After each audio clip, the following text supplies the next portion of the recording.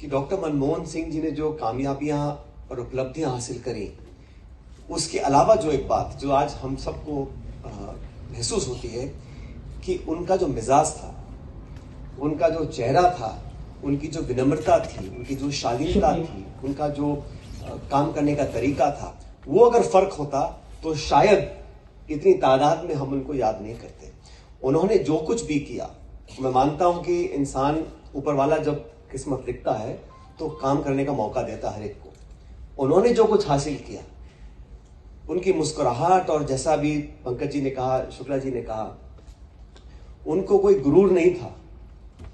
लेकिन हमें याद करना चाहिए जिन पदों पर वो आसीन हुए, शुरुआत कहां से करी, किस परिप्रेक्ष्य में, किस परिवार में, कहां परवरिश हुई, कैसे मेहनत कर कर सिर्फ और सिर्फ अपनी लगन और मेहनत से उन्होंने उन कॉलेजेस, इंस्टीट्यूशंस में पढ़ाई हासिल करी जो आसान नहीं था। उस जमाने में अगर वो इतनी अच्छी तालीम और शिक्षा हासिल नहीं करते तो शायद इतना लंबा सफर तय नहीं कर पाते। मुझे उनके साथ काम करने का मौका 2009 में मिला। पहली बार मैं मंत्री बना उनके साथ, और लगभग उनसे आधी उम्र का मैं मंत्री था। लेकिन मुझे याद है कि उन्होंने हमेशा, एक तो उनका पारिवारिक ताल्लुक था स्वर्गीय पायलट साहब से, मेरे फादर से, लेकिन उन्होंने जब काम करने की बात आती थी तो as a colleague, not as a minister, as a junior minister, but as a colleague, and it is such a privilege to work with a man who considered you as a member or an equal member of the team. It's very easy for prime ministers and chief ministers to treat junior ministers in a very shoddy manner. लेकिन जो respect वो अपने colleagues को देते थे, उससे उनके लिए दुगनी मेहनत से काम करने का मन करता था। मैं मंत्रालय संभालता था टेक्नोलॉजी का, टेलीकॉम का, कॉर्पोरेट अफेयर्स का। कभी अगर मीटिंग होती थी कैबिनेट की, और क्योंकि मेरा मिजाज ज्यादा ग्रामीण क्षेत्र में किसानों के साथ लगा ज्यादा रहा, तो अगर उस इशू पे डिस्कशन होता था तो इतना फ्रीडम हम लोगों को था, इतनी छूट थी। अगर सरसों या गेहूं पे एमएसपी तय करना है, सरकार में चर्चा हो रही कैबिनेट के अंदर, मेरा मंत्रालय कॉर्पोरेट अफेयर्स का है, फिर भी अगर मैं बोलता था प्रधानमंत्री जी को कि सर मुझे लगता है कि इसमें हमें कुछ इजाफा करना चाहिए, जो अब डिसीजन हो रहा है ये मैं इससे महफूज नहीं हूं, मैं इससे सहमत नहीं हूं, तो वो रिगार्ड दिखाते थे। मीटिंग में कैबिनेट सेक्रेटरी को बोलते थे कि इस एजेंडे को बाद में हम टेकअप करेंगे, पहले आप सचिन पायलट जी से चर्चा कर लीजिए, इनके जो डाउट्स हैं या जो मानना चाहते हैं अलग से बैठ के बात कर लीजिए। मैं इसलिए बात को बोल रहा हूं क्योंकि एक कैबिनेट के अंदर जो कलेक्टिव लीडरशिप होती है, कहने की बात होती है, लेकिन अगर कोई प्रधानमंत्री as leader of the country, leader of the parliament इतना स्पेस किसी को काम करने का देता है, वो दिखलाता है कि वो हर एक के व्यूज को, हर एक के व्यू पॉइंट को तवज्जो देते हैं और उसको सम्मान देते हैं पब्लिकली। बंद कमरे में आप कितनी भी इज्जत किसी को दे दे, लेकिन पब्लिकली जब कोई देता है किसी को, उसका एक अलग संदेश जाता है। हमेशा मनमोहन सिंह जी को हम याद करते हैं, अभी शुक्ला जी ने कहा, as a reformer, as an economist, as an accomplished administrator, liberalise the economy, open up the economy, बिल्कुल सही है। लेकिन हमें नहीं भूलना चाहिए कि उन्हीं के कार्यकाल में जो सो कॉल्ड सोशलिस्ट पॉलिसीज हैं, लेफ्ट ऑफ सेंटर पॉलिसीज हैं, वो सब हमने उनके कार्यकाल में इस देश ने देखा है। चाहे वो किसान की ऋण माफी की बात हो, चाहे वो नरेगा की बात हो, राइट टू इंफॉर्मेशन की बात हो, और 114-15 करोड़ लोगों को गरीबी रेखा से ऊपर उठाना, तो उनका जो फोकस था सिर्फ अर्थव्यवस्था को बढ़ाना नहीं था, equitable growth, bottom of the pyramid, किसान, मजदूर, गरीब, दलित, आदिवासी, पिछड़े, इन सब लोगों की जो उन्होंने जो कर दिखाया। भाषण सब नेता देते हैं, लेकिन I am saying the policy framework, his tenure of 10 years as prime minister clearly showed that he and the government of India at UPA was focused as much on the middle classes and economic liberalization as he was on the downtrodden. It's an important fact which you must not forget.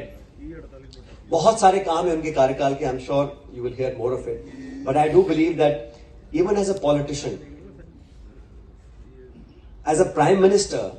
आज जो भारत का औहदा पूरे दुनिया में है as a nuclear power, that didn't happen by accident.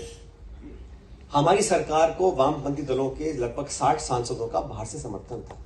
और तभी सरकार हमारी चल रही थी। बावजूद उसके अमेरिका के साथ जो अमेरिका का हमारा परमाणु करार हुआ, 123 एग्रीमेंट हुआ, it brought the government at the brink of breaking up. जो political capital doctor Manmohan Singh ji ने सिंगल हैंडेडली डिप्लॉय करी, क्योंकि भविष्य को देख सकते थे, वो जानते थे कि India must get its place under the sun as a nuclear power, और उन्होंने सीपीएम ने अपना विड्रॉ कर लिया सपोर्ट,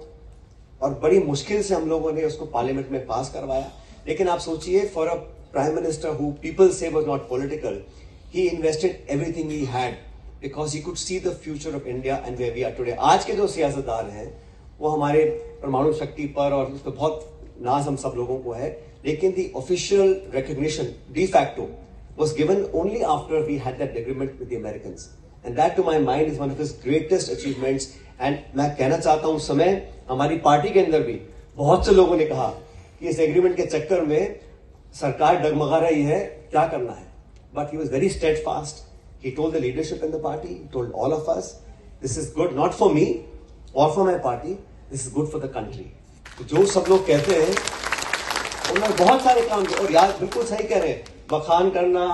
अपनी पीठ थपथपाना उनकी फितरत में नहीं था। जैन कम्युनिटी, उनको माइनॉरिटी का दर्जा किसने दिया? डॉक्टर मनमोहन सिंह जी ने दिया। कोई चर्चा नहीं करता इस बात की, और कोई लोग होते तो बहुत ढोल लगाने पीटते, लेकिन उन्होंने जो काम किए, I think by his share dedication, his honesty, and आजकल जो कोर्ट के जजमेंट आ रहे हैं लगातार, जो कथित स्कैम थे, प्रिजम्पटिव लॉस था, एलिगेशंस थे, धीरे धीरे, एंड पंकज इज राइट, इतनी जल्दी इतिहास गवाह बनेगा उनकी परछाई, उनकी इमेज के बारे में जो लोग उनको नापसंद करते होंगे। आज धीरे धीरे पूरा जमाना, पूरा समाज, पूरा देश देख रहा है कि what he did for India as a nationalist, he was a man as prime minister, इतना उनमें करेज था।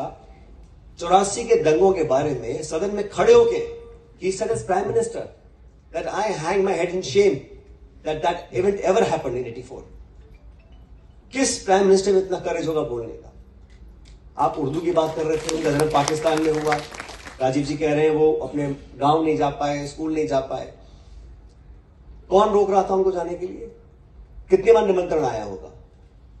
लेकिन वो नहीं गए क्योंकि उनको लगा कि वो नहीं जाना चाहिए था। अब कौन कौन लोग पाकिस्तान गए मैं ज्यादा बोलना नहीं चाहता हूं, उसमें लंबी लिस्ट है, वो अडवाणी जी भी हैं, वाजपेयी जी भी हैं, मोदी जी भी हैं, लेकिन उसमें सोनिया गांधी जी नहीं है, मनमोहन सिंह जी नहीं है। लेकिन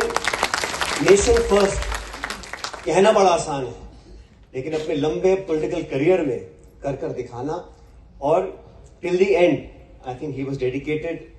not to his religion, his state, his even his party, he was dedicated to the country and his contributions will be remembered for a very long time। मैं बहुत खुश हूं कि आज हम सबको मौका मिला उनको याद करने का, और जैसा मैंने कहा, मुझे जो समय मिला उनके साथ काम करने का, बहुत उन्होंने encourage किया, and not just as prime minister, as a elderly person who understood where I came from। तो एज गैप होता है, वेवलेंथ मैच नहीं करती हैं, लेकिन बावजूद उसके उन्होंने पूरी जिम्मेदारियां दी। कभी मैंने कुछ इनपुट दिया पॉलिसी को लेके, मंत्रालय को लेके, उन्होंने पूरी गंभीरता से उसको फॉलो अप किया, एंड ये showed with dignity and respect कि ये जो चीजें होती हैं देने से ही मिलती हैं। आप जबरदस्ती किसी से ले नहीं सकते, आप डरा धमका के सलाम ठुकवा सकते हो, लेकिन जो मन की इज्जत होती है वो देने से मिलती है, and I think that he showed in his long political career. Thank you very much.